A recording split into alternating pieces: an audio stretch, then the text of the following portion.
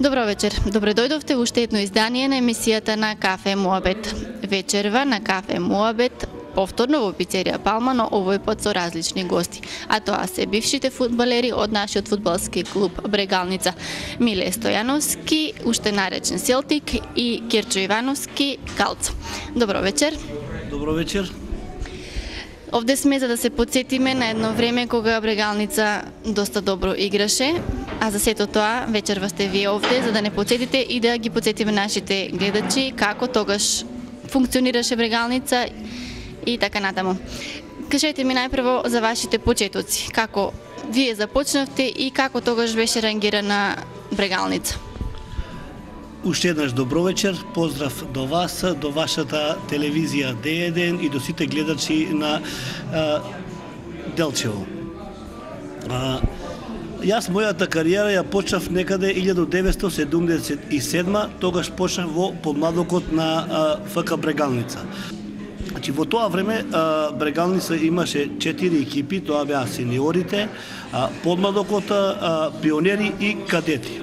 Јас ја започнав мојата кариера во подмладокот, тогаш дојдов од моето родно село во село Град, штом завршив 8 одделение, дојдов на училиште во Делчевската гимназија Методи Митиски Брицо и од прва година веќе почнав да тренирам во подмладокот. Во подмладокот играв една година и пол некаде, 1978, одма веќе преидов во сениорската екипа, односно во стариот тим. Господин Стојановски, каде се вашите почетоци? Добро вечер, исто и од мене поздрав на Д1 телевизија и гледачите од Делчево. Па видите, бака јас, исто како што рече мојот другар Калц, истата година јас го почнав фудбалот во Брегалница, пред тоа малце бев во Велес, пошто таму учев средна школа, таму започнав во индустријалец. Од таму, кога завршив во Велес, бев војска и од војска право појдов во Брегалница. Иста година јас почнав, како што рече тој. Како беше, еве како мали кога бевте, дали се собиравте пак на да играте фудбал со дечињата од вашето мало? Па тоа беше нормално, како мали не по еден сат, два, него те поеме највише времето на игралиштето. Зошто фудбал? Само фудбалот и тогаш беше? Не, кај мене само фудбал, јас сум свестран спортист. За мене е све исто, дали ќе биде одбојка, дали ќе биде ракомет, дали ќе биде фудбал, пинг-понг, дали ги набројам рагби, борене, сум бил на борене исто на републичко првенство, али тоа се били допуски игри. Господин Иванов, зошто за вас токму фудбалот? Види, јас за разлика од мојот другар, она е сестран на спортист, стварно во многу дисциплини се е такмичел и во многу дисциплини е тренирал. Јас исклучиво играх само фудбал. Па види, во тоа време тоа беше најактуелно, како и денеска фудбалот секогаш е најактуелно и затоа сум се определил за фудбалот. Ние, да се надоврзам, во 1978-79 ние во тоа време Брегалница се текмичеше во регионот. А во 1980 година бевме први во регионот и влегнавме во втора македонска лига. Потоа во 1982 македонска лига, втората македонска лига се раздвои на два региона, источен и западен. Ние во 1984 година во источниот регион бевме први и тогаш влезовме во првата македонска лига, што е најголем успех за ФК Брегалница во целото постоење. Значи, нашата генерација која исклучиво беше играчи од домашниот терен, мислам од општината Делчево, немахме увозни играчи. Целата генерација се некако уклопивме и затоа имахме во 84-та кога влезахме имахме едно големо другарство и најголем успех. Тогаш во својата историја, да повторам пак, дека ФК Брегалница влезе во македонска лига која се одржавме до 90-та година, до кога се откажавме веќе еден по еден, до 90-та година беше во прва македонска лига. Како се финансираше тогаш клубот Брегалница? Во тоа време фирмите беа државни. И за спортот се доста улагаше и од фирмите и од општината. Исто така, во тоа време постоеше СИС за физичка култура, кој доста пари за ФК Брегалница финансираше. али во тоа и фирмите издвојуваат доста за фудбалскиот клуб Брегалница. Дали имаше тогаш публика, многубројна публика, и дали тие пари од што се собирале од надпревари од публиката исто така влегувале во фудбалскиот клуб? Видете, имаше доста публика. Ние на нашите утакмици имаше просек можда 500 до 700 или 1000, имаше секогаш стадионот ни беше полн со публика. А овие влезниците, тие беа минимални, кои со тие пари многу малку можеше да се покријат, дали имаше некојаш да се покријат и судиите во тоа време. Тие се многу малку пари што се од влезници што се собираше во тоа време, пошто картите беа многу ефтини. Дали се случувале тогаш тепачкеве? Сега сме сведоци дека на многу надпревари, не само во Македонија, туку и низ ширум светот, се случуваат тепачки помеѓу играчи, помеѓу публика, судиите исто така тука се вклучени. Дали тогаш имаше такви ситуации? Па видите, тоа си е нормално. Подолг временски период имало од се по нешто. Имало некој пат тепачка меѓу играчи, имало со судии, имало меѓу публики, тоа си е нормално. Некоја случка што е вака ви останала? Јас се сеќавам како играч во подмладокот. Имавме една гужва во село Пиперево, имаше ќотек меѓу нас играчите. Исто така имаше доста остри утакмици, ми остави најголем впечаток, мисля за ќотек имаше во Стојаково. Во село Стојаково со Пролетер, тамо меѓу играчите исто имаше публика и имаше исто и мал инцидент, не мали во Богданци. Тоа беше во Македонска лига со Вардарски во Богданци. Еве, бидејќи вие сте од иста генерација, кој надпревар тогаш ви бил така најдобар или да кажем кога Брегалница постигнала најголем успех? Па, како да ви кажам, надпреварите биле секој пат сите добри, нарочно кога се играло со појаките екипи. Например, во Делчо тогаш се гостували и Вардар, ако си беше прва лига, и Беласица, Тетекс, овие поголемите клубови, Победа, сите кога биле тука, секој пат се играло на ниво. И Брегалница можда некој пат губеше, али повише беше многу јак ривал на овие и затоа и почесто доаѓа и тие јаките екипи. Кој беше најголемиот ривал за Брегалница? Па најголемиот ривал беше нормално со овие соседите. Кога се игра против Саса, кога се игра против овие Слога Виница, со Малеш Берово, тоа е било најбака. Да и за публикава и за играчите сите се живееле за овој надпревар. Кој беше тогаш тренер на клубот, кој председател? Па види, вие во нашата кариера имахме доста тренери, промена на тренерите. Тренер ни беше, кога влезовме, мисля, во Македонска лига, Киро Димитровски. Тренер во тоа после ни беше покојни Иван Диневски, Ивчо. Тренер ни беше Слободан Попов. Професорот Фиданчо. Фиданчо Костадинов. Така, значи 3-4-5 тренера во нашата кариера имаме промените. Па во почетокот кога почнав кариерата, председател на клубот беше покојни Игнат Дуевски, кој за него ќе кажам многу добри зборови, кој многу уложи во својот пензионерски живот, тога беше пензионер, го уложи многу во ФК Брегалница и во стадионот, мисла, најголема заслуга што стадионот во Делчево го имаме таков каков што е, тоа е Игнат Дуевски. Какви беа тогаш условите за тренирање? Дали играчите има каде да тренираат? Нормално си беше, имаме помошни играчи кои уште денеска постои, само гледам слабо се користи денеска, пошто имаме простор сега повише на главното игралиште. Па зимно време, например, кога паднеше како сега снег, одевме трботилиште или закажуваме утакмици долу во Оризари или кај што понемаше снег. Дали има некој гол што ќе го паметите? Еве што вие сте го постигнали, ќе го паметите, цел живот ви останал во трага? Па видите, ја пошто бев одбранен играч, јас помалку голови давав, али еден гол беше и одлучувачи утакмица со особо кочење, тој ми вака најостанал, а Славоцу ми давал голови, пошто одбранен играч сум јас. Исто и јас сам одбранен играч, играх десни бек, во својата кариера имам 3-4 гола постигнено, али еден ми останал со големо впечаток, тоа е утакмицата кога играхме со Борац Велес, победивме тука 1-0 и со овој гол обстанавме во Македонска лига. Сигурно имало промени во играчите, имало и резерви, но кој беше најчестиот и најпознатиот состав во вашата генерација? Па видите, ние имахме еден состав кој едно 6-7 години играше стандардно. Ретко се менуваше со исклучок на една-две рокади.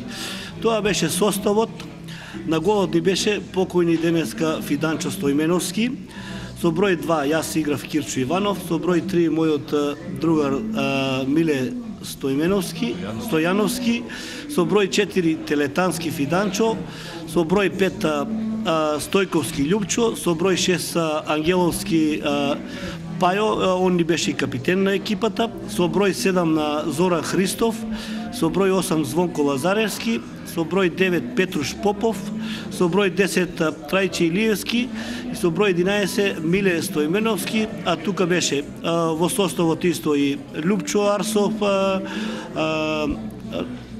Димитровски Владко, Љупчо Петровски, Младен Спасевски.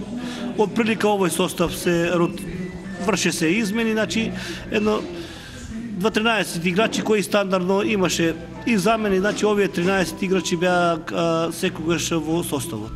Кој беше најдобриот играч, оној кој што постигнал најмногу голови? Па не би рекол сега кој е овој голове што постигаше како најдобар играч по мое, мисля дека за сите времења може во Делчево тоа е Трајче Илиевски, да како техничар, како најдобар играч мисля дека е Трајче Илиевски, а да не го издвоим тука беше и Телетански како еден од подобрите играчи, Звонко Лазаревски. А најдобар одбранбен играч е вие и двајцата сте во одбраната. Па види, за најдобар одбранбен играч моментално не го спомнавме, и Драги малку поигра и Спасовски, али Лупче Стојковски беше во одбраната додека играше за Брегалница меѓу најдобрите. Дали Тој играше и последен во одбраната. Дали се сеќавате на некоја ситуација или на некој надпревар што најмногу ќе ви остави трага во животот од вашата фудбалерска кариера? Од нашата кариера што ќе ни остави најголем печаток, тоа е едно другарство. Кое другарство го имахме во тоа време и за тоа имахме големи успеси, а тоа другарство продолжи и после откажувањето од фудбалот, кој и ден денеска се дружиме ние, нашата генерација, едно 7-8 па и 9 души кои сме често играме вторник и петок. Од кога се откажавме од фудбалот, значи 20 години веќе сме се откажали од фудбалот, вторник и петок, дали ќе биде зимно време, дали ќе биде летно време, дали ќе биде дожд, дали ќе биде снег, ние играме секогаш фудбал во вторник и петок, ова наша генерација.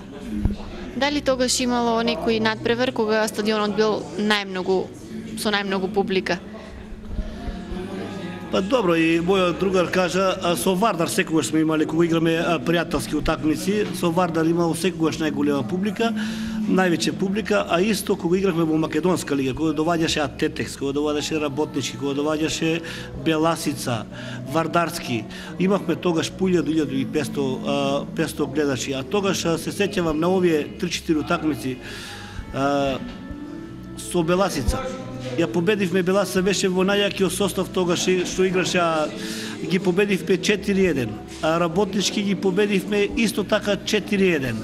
Со Тете си играхме 2-2. Значи тие утакмици ми останаа така голем впечаток, кој они беа во тоа време стварно големи тимови. Ние беме анонимно име во Македонска лига, а оставивме таков впечаток и такви утакмици одигравме кои и ден денеска се сеќавам на овие утакмици.